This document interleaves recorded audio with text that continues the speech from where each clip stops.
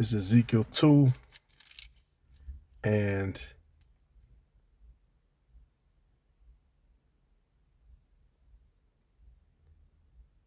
I'm going to just read through it, the whole chapter. Matter of fact, verse 1. And he said unto me, Son of man, speak upon thy feet, and I will speak unto thee. And the Spirit entered into me when he spake unto me, and he said, and set me upon my feet, that I heard him that spake unto me. And real quick, I want to give all praises, glory, and honor to Yahweh Bahashem, Yahweh Shai Bahashem, Rachak Kodash, the honors to the apostles and elders of Great Millstone who rule well. Peace, salutations, and blessings to the elect, pushing the word across the four corners of the earth. I'm the brother Shaman of Great Millstone, Chicago. And topic goes on this lesson of bitter. You have to embrace the bitter. Because when you look it up with any kind of diet, if you only eat sweet, you're going to be in trouble. Right? The scriptures talk about your appetite. You have your actual physical appetite, but then you have the things that you spiritually consume, which both have to be balanced. And if you eat too many sweets, it's going to be bad for you. All right, that's how, when you look up the history of soul food, let me get some precepts too. When you look up the history of soul food, that's basically what it is. Damn, I can't spell. Soul food is it's supposed to make you feel good, right? But in that food, you got pork, you got all kind of abominations and shit. It's not a balanced diet. When you look at the Mediterranean diet, you embrace those old paths, and that's all of the diets that they've presented here in America. Because on the old food pyramid, it used to have the thing you were supposed to eat the most was grains, and look what they've done to those. Now the thing you're supposed to embrace is like Daniel, you embrace that post, you embrace those greens. All right, but you have to have that bitter in your diet too, and that's what keeps you healthy. A lot of people who are sick, that's what they prescribe, those different bitters. They got sour sop bitters, they got these kind of bitters, those kind of bitters. That was a way. Those different roots, those different herbs. That's why we eat that during the Passover. And you have a lot of Israelites who open this book up. They find out they're Israelite. That's good. They find out they might embrace the name of the Heavenly Father. They find out the doctrine, that Esau is coming down, the kingdom of heaven is going up. But you got to embrace all of the whole book. All right, you got to you got to eat the whole part that talks about that woman that you love so much. That talks about them kids, them badass kids you'd be willing to die for, who won't even obey you. All right, it talks about how all your get-rich-quick schemes really won't mean shit. And then the scriptures say, labor not to be rich. All right, all the little details that the scriptures give. That's why it says, Sirach 18:30. Go not after your lust, but refrain from yourselves from your appetites. You can't give yourself everything you want. Like yesterday, for example, I had a craving, man. I wanted some damn cake. But number one, cake has yeast in it. We're in a feast on unleavened bread. But number two, I don't need to eat that shit. Absolutely not. Now, you could get some. You have to watch what you get, but you could get just some regular fruit. Or, just a little bit of, you get some dates, some honey. Like, a certain of this shit is wallow with sugar, white sugar, and it's bad for you. Right? And then this goes into your spiritual lusts as well. Certain things it's just not for you. That's gonna throw me off. All right, it says, if you give your soul to the desires that please her, she will make you a laughing stock to your enemies that malign you. Exactly. All right, you have a lot of our people who take that bag, gave their souls to that, and then eventually they become a laughing stock. They become humiliated by the things that they have to do to get in line with Esau. And that's ultimately what's going to happen to everyone who takes that C hip, that mark in Revelation 13. But jumping back to this, Ezekiel 3, let's keep reading. Verse 3, and he said unto me, Son of man, cause thy belly to eat, and fill thy bowels with this roll that I give thee. Then did I eat it, and it was in my mouth as honey for sweetness, because it's like, man, I'm one of the Israelites. I'm one of them ones. And he said unto me, Son of man, go get thee unto the house of Israel, and speak with my words unto them. For thou art not sent to a people of a strange speech or of a hard language. Yeah, Hebrew is simple. You know, this is back then.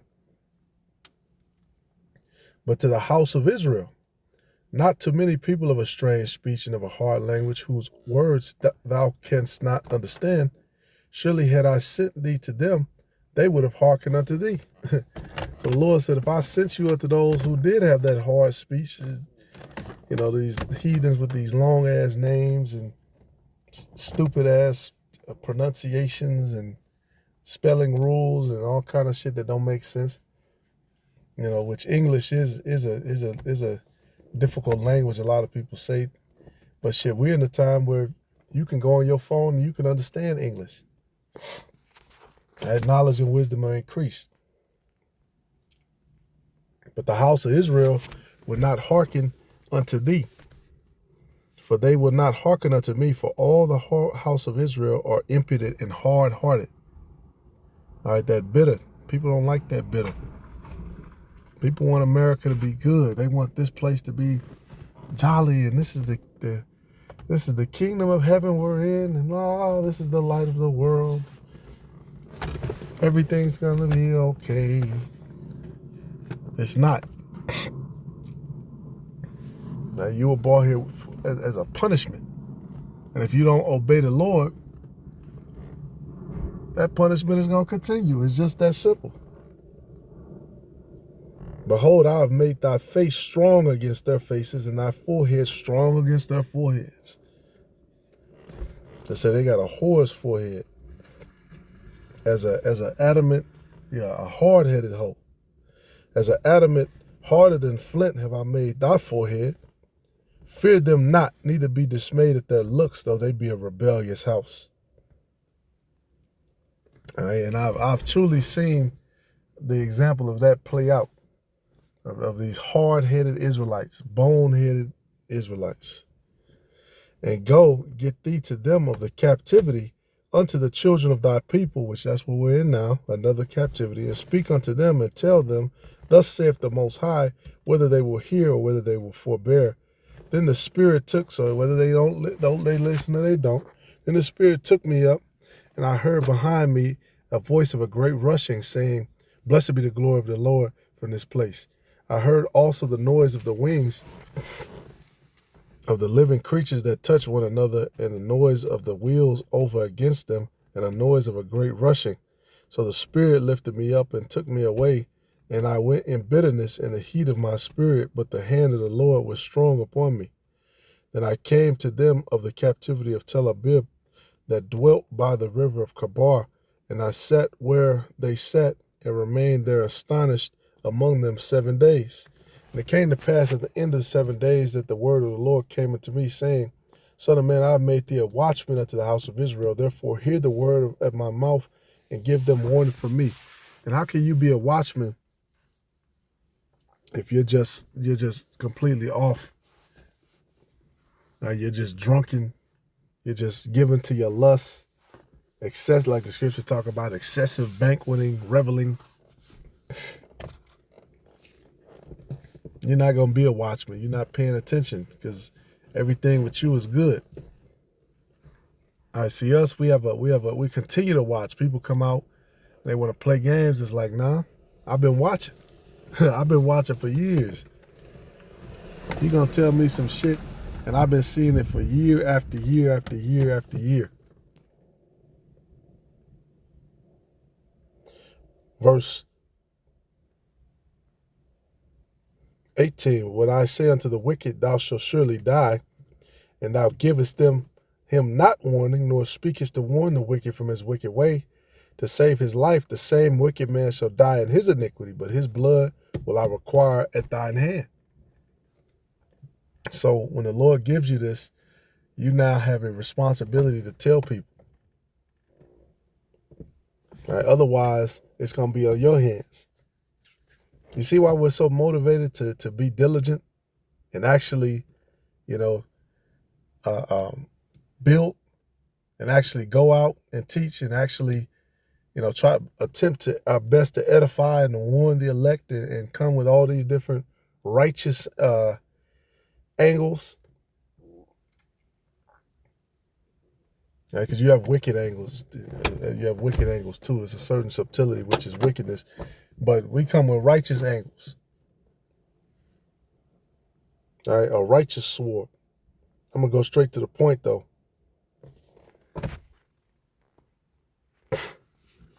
Going back to Ezekiel 2, because we started off eating that honey in Ezekiel 3. I should have started with Ezekiel 2, but that's okay. Ezekiel 2 and 8, it says, but thou, son of man, hear what I say unto thee. Be not thou rebellious like that rebellious house. Open thy mouth and eat that I give thee. And when I looked, behold, a hand was sent unto me, and lo, a roll of a book was therein. And he spread it before me, and it was written within and without. And there was written therein lamentations and mourning and woe. All right, so it's two parts of that book. And then you go into Ezekiel 3, and it talks about the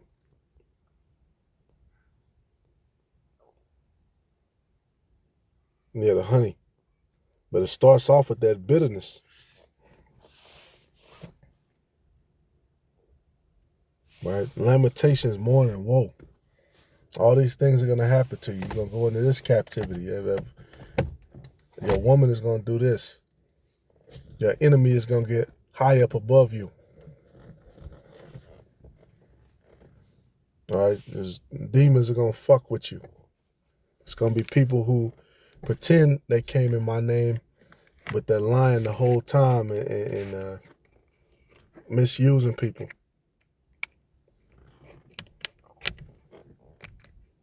Nobody's going to listen. Only, matter of fact, because people listen, but for the most part, the majority of people, the multitude, the wicked multitude is not going to listen to you. And it's going to piss you off. And then when the situation is convenient for them, they're going to flip on you and try to say that you're the problem. And all these different things that you have to embrace when you open up this book. Right, that your neighborhood false preacher is not telling you about. Because at the end of the day, it's by this book we're going to be judged. This is Baruch 4:1. This is the book of the commandments of the Most High and the law that endures forever. All they that keep it shall come to life, but such as leave it shall die. Now, what does that mean? Does that mean we're going to be judged by the law? No, we're going to be judged by this book. This is that, what was it, that measuring rod?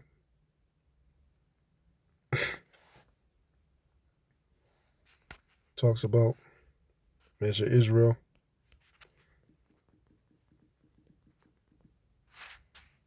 That's what Revelation 11:1 is talking about. And there was given me a reed like unto a rod, and the angel stood saying, rise and measure the temple of the Most High and the altar, and them measure the temple of God and the altar, and them that worship therein. Right, which is the same as Zechariah 2:1. I lifted up mine eyes again and looked, and behold, a man with a measuring line in his hand.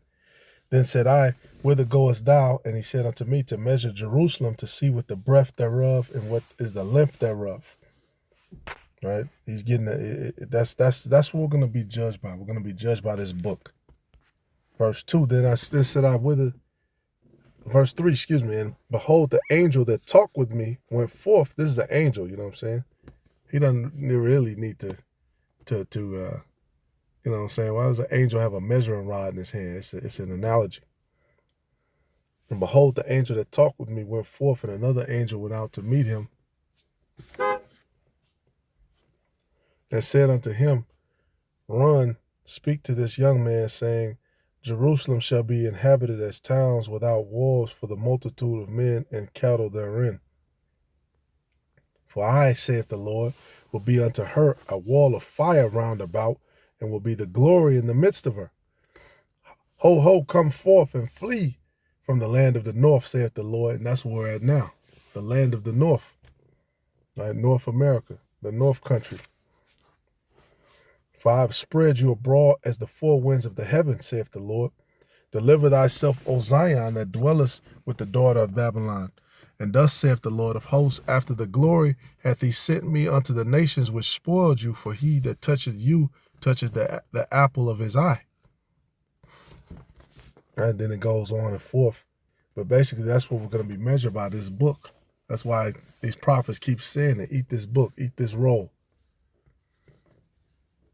Consume this. Understand this, all the things that are written therein. You know, and a lot of jakes, they don't want to embrace those bitters. That's part of our culture. What was Jacob given? What was it? Mandrake, which is it's a certain way you have to prepare it, because it's actually has poisonous properties to it. What's that? Genesis 30 and 15. It talks about that. Wisdom of Solomon 7 and 20. Going straight to the line, the diversities of plants and the virtues of roots. All right, but the point is made. You have to embrace the bitter. All right, because this is the scriptures say what? You're gonna judge angels. You're gonna so understand all of the small. Well, I'm gonna close off with that. All right, 1 Corinthians 6 and 3. 6 and 2. Do ye know? Do ye not know that the saints shall judge the world? And if the world shall be judged by you, are ye unworthy to judge the smallest matters? Know ye not that we shall judge angels? How much more things that pertain to this life? Yeah, how much more things that pertain to this life?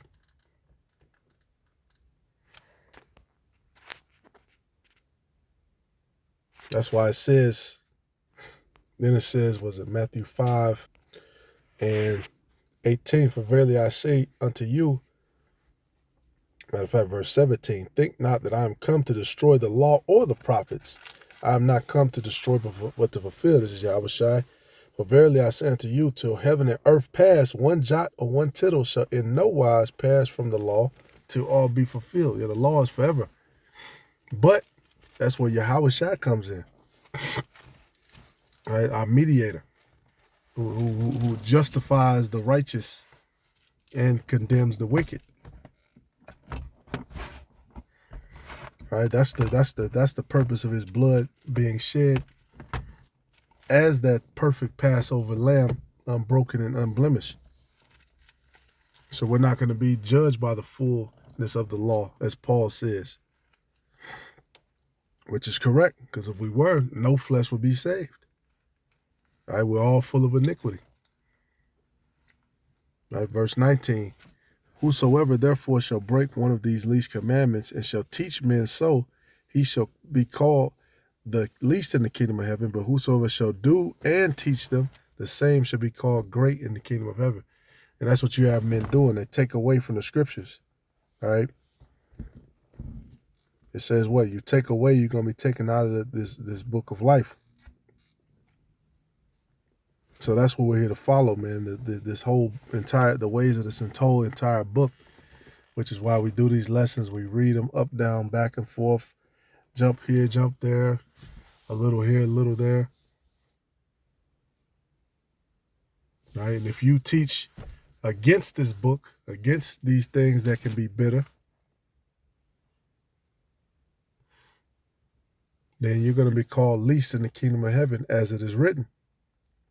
Verse 25, saying to you that except your righteousness should exceed the righteousness of the scribes and the Pharisees, which that's what a lot of them were teaching, the wicked ones. The law, the law, the law, the law, but you break the law too.